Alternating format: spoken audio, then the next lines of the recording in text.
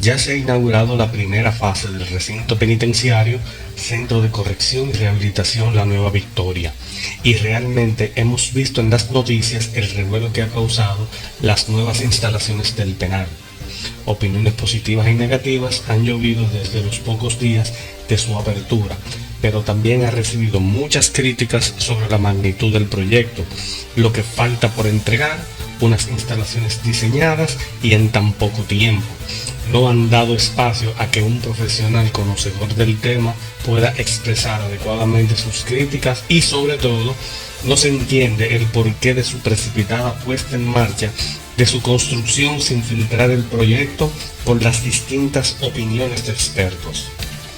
La construcción de la primera fase se inicia el 28 de febrero de 2019 a un costo total de 6.372 millones de pesos, aproximadamente unos 111.399.000 dólares, y se inaugura el 10 de agosto de 2020. Apenas unos 18 meses para el proceso de edificación de 14 edificios de cárceles, canchas deportivas, un estadio de béisbol, un comedor y otros edificios que pondrán a funcionar dicho penal. Ahora bien, ¿qué está pasando con este proyecto y su precipitada construcción? ¿Qué ha hecho falta tomar en cuenta para hacer la correcta selección del plantel penitenciario? ¿Y era necesario hacer este proyecto de manera tan precipitada? En este video vamos a realizar un análisis crítico del Centro Correccional y Rehabilitación La Nueva Victoria y así poder entender mejor lo que ha ocurrido aquí de manera más llana, para que nos sirva de ejercicio mental. Analízate esto.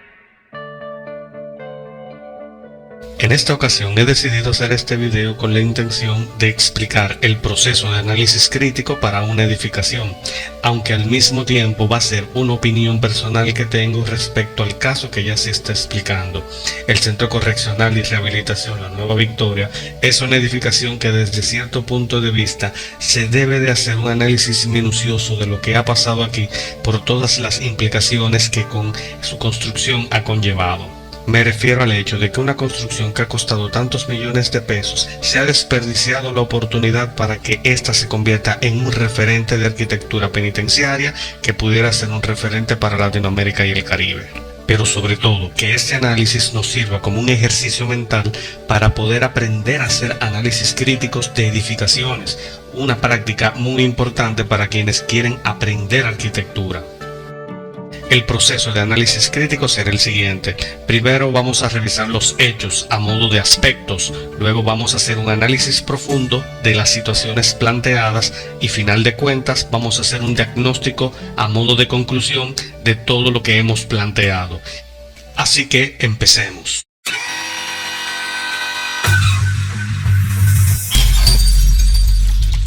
Como referente histórico tenemos que hablar primero del recinto penitenciario original de La Victoria, el cual fue inaugurado el 16 de agosto del año 1952 por el presidente en aquel entonces dictador Rafael Leónidas Trujillo, y se construyó bajo la premisa de que se necesitaba un espacio más amplio para la incorporación de nuevos reos en el sistema penal. Esta cárcel fue construida por el ingeniero contratista Rafael Boneri con una inversión estatal de 915.000 pesos en la jurisdicción de La Victoria perteneciente al Distrito Nacional. Con una capacidad máxima para 1.200 reclusos de ambos sexos, se tendría entonces un recinto penitenciario que funcionaría como un modelo. Aparte del historial de tortura que tuvo el recinto La Victoria, así como de los presos políticos de gran importancia para la historia de la democracia dominicana, un hecho importante que cambió totalmente la imagen de la cárcel fue la visita de la Comisión del Comité de los Derechos Humanos de la Organización de Estados Americanos en la ciudad de Santo Domingo el 8 de junio del año 1961, que obligó al presidente Joaquín Balaguer, luego de haber tomado posesión tras la muerte del tirano Rafael Leónidas Trujillo, a que se quitaran los centros de tortura que en esta cárcel se encontraban. Esto nos hace entender que el criterio del diseño de la cárcel La Victoria en su momento no era necesariamente el de una prisión modelo para albergar reos que habían delinquido o que de alguna manera u otra tenían la privacidad de la libertad y posteriormente estos serían rehabilitados. Al contrario, aquellos reos que no tenían ningún valor para la sociedad era preferible eliminarlos. Es por eso que el diseño arquitectónico original de la cárcel La Victoria no contemplaba ningún espacio destinado a la rehabilitación de los privados de libertad. Esto limitaba bastante el funcionamiento y adecuación que estas instalaciones podían disponer para los reos. Y hoy en día el recinto La Victoria alberga a más de 9.000 presos que se encuentran hacinados dentro de sus instalaciones, algo que es muy inhumano y que no concuerda con el criterio del modelo de rehabilitación que las cárceles hoy en día deben de tener. Esto justifica la necesidad de realizar un nuevo proyecto penitenciario que sea modelo y que sí cumpla con los criterios actuales de la rehabilitación de reos.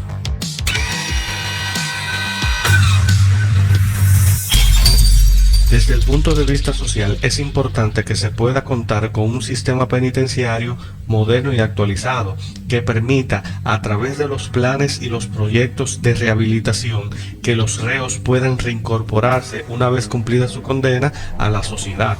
Esto hace que se mejore cada vez más y que sirva de referente y ejemplo para los jóvenes, de que se puede hacer las cosas bien hechas sin necesidad de caer en lo mal hecho. Aquí ocurre un hecho importante. Los modelos penitenciarios donde se desarrolla la rehabilitación permite el que se pueda adiestrar al reo a prácticas de orden técnico y de conocimientos que permiten conseguir trabajos inmediatamente, cumplan su condena y se incorporen al medio social al que pertenecen, haciendo con esto de que no se conviertan en una carga, sino que sean autosuficientes.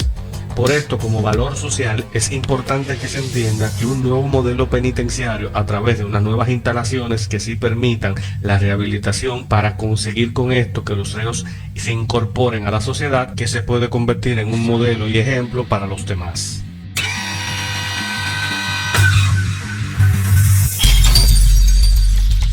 Un punto importante a aclarar en esta parte del video es que no nos vamos a referir a aspectos políticos referidos a una situación política, partidaria o de elecciones como tal, sino aspectos políticos en el orden de lo legal, la legislación, las leyes existentes y la aprobación de leyes que permiten que se desarrollen los proyectos en ese ámbito. Por lo tanto, el origen de los fondos que se utilizaron para el financiamiento de la construcción del modelo penitenciario de la Nueva Victoria proviene del embargo que hiciera el Ministerio Público en los casos de corrupción que se destapó de la constructora Odebrecht. Y aquí hay un dato importante que debemos destacar, y es que la recuperación de los 6.000 millones de pesos a través del embargo a la compañía brasileña, al hacerse públicamente y legalmente asequibles para usarse en el proceso de construcción del nuevo modelo penitenciario, esto permite que el dinero sea transparente, por tanto entra de manera limpia al sistema económico, aumentando así la capacidad de financiamiento no solamente del sector construcción y de los suplidores de materiales, sino también que se puede utilizar de manera limpia este dinero para el pago de los obreros, el pago de las compañías de construcción y el pago de los servicios públicos que se desarrollan a través del proceso de este modelo penitenciario. Si no comprendes mucho sobre lo que es la transparentación de los fondos a través del proceso financiero, te recomiendo que veas mi video sobre el lavado de activos y la repercusión que esto tiene en la economía mundial. En este caso podemos decir que fue una muy buena acción que se aprobara una ley que permitiera usar los fondos que se embargaron en estos casos de corrupción destapados para que se incorporaran al sistema económico nacional, enriqueciendo de alguna manera u otra, de una manera transparente también e importante, el sector de construcción, que es actualmente uno de los más afectados precisamente por el caso de corrupción que provocó Odebrecht. Con esto explicado, podemos entender entonces por qué queda justificado la construcción de la nueva cárcel La Victoria.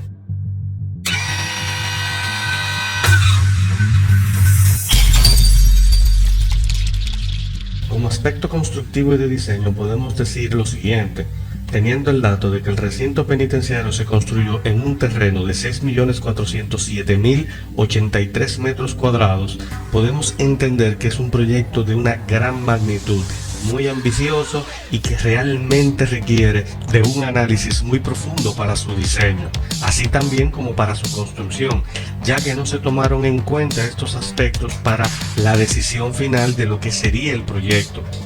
Y de esto podemos darnos cuenta cuando analizamos lo que es la envolvente del diseño arquitectónico y lo que implicó el proceso de construcción, donde no se innovó en ninguno de los aspectos para hacer un modelo que fuera referente como tal.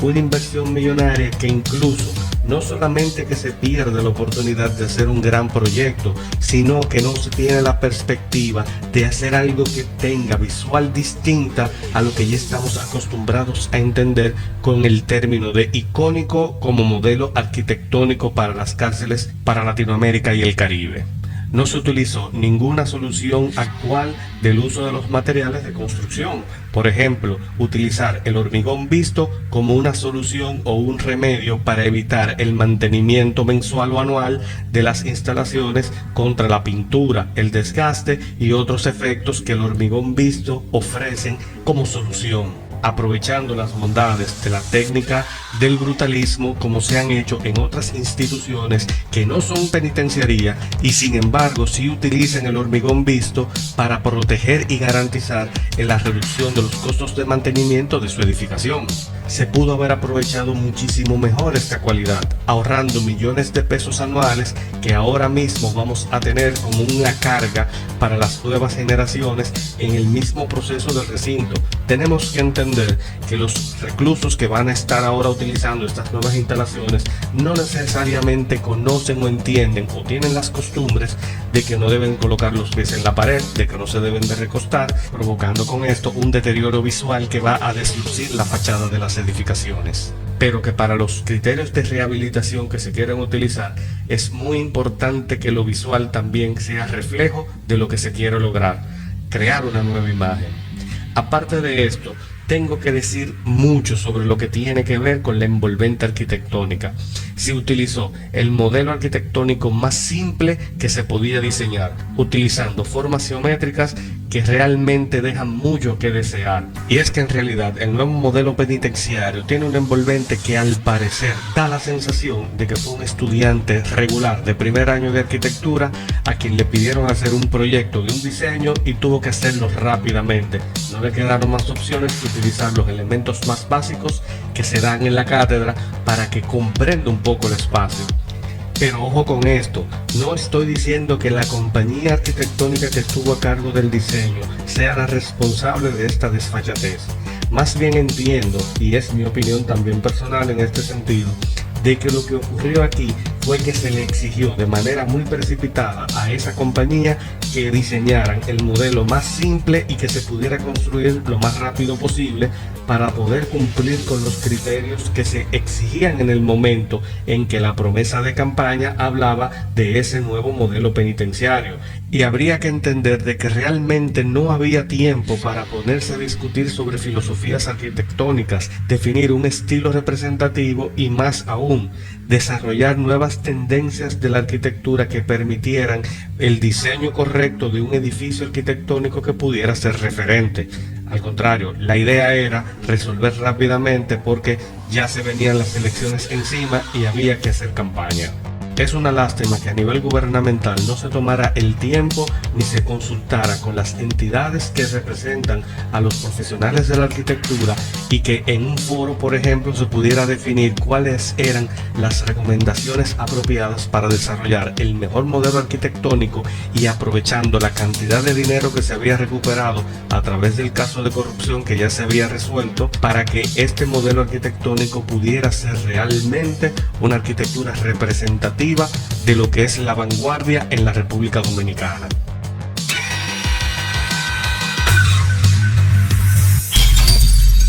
Como diagnóstico de estos puntos analizados, podemos entender que de los aspectos que hemos visto, 3 de ellos cumplían perfectamente con los criterios que se habían definido para el desarrollo de este proyecto. Sin embargo, se cae en uno de ellos. El aspecto constructivo y de diseño es fundamental, ya que precisamente ese es el aspecto que iba a definir por completo la realización del proyecto. De este se iba a depender en todos los sentidos de que el resultado final fuera efectivamente representativo de lo que se estaba buscando, que se convirtiera en un nuevo modelo penitenciario. Sin embargo, se ha fallado lamentablemente con esto.